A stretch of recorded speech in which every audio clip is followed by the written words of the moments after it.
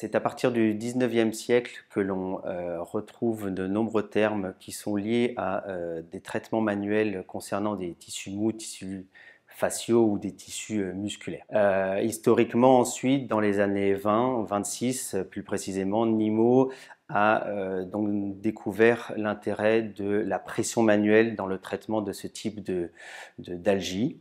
Ensuite, date importante dans les années 30, 33 puis 38 avec Monsieur Kellgren, qui est physiologiste, qui ont donc rapporté la présence de douleurs référées lorsqu'on stimulait un point musculo-facial, donc avec cette notion de douleur référée. Ensuite, dans les années 40, 42, 43, c'est Madame Janet Travell qui étudia beaucoup tous ces étiologies musculaires et qui travailla toute sa vie en collaboration à partir des années 1960-1964 avec Monsieur David J. Simons, et tous les deux travaillèrent de nombreuses années à l'élaboration donc des ouvrages connus maintenant sur les dysfonctions myofaciales. La recherche continue.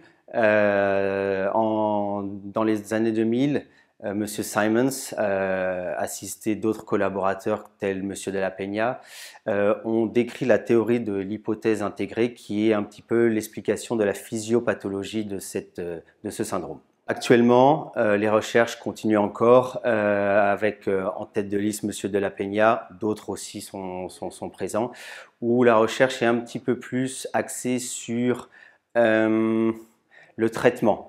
Quel type de traitement le plus spécifique à ce type de syndrome.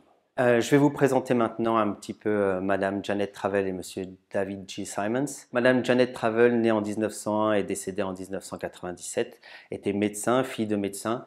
Elle a d'abord travaillé en cardiologie et pharmacologie.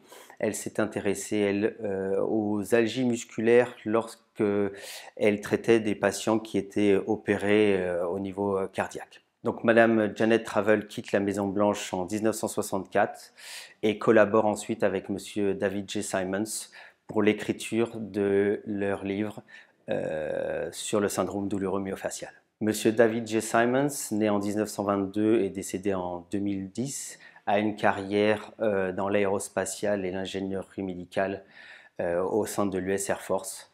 Il quitte l'US Air Force en 1964 et collabore avec Madame Janet Travell ensuite dans l'élaboration de l'écriture des livres. Il apporte, lui, une rigueur scientifique et est le principal auteur des textes de ce livre.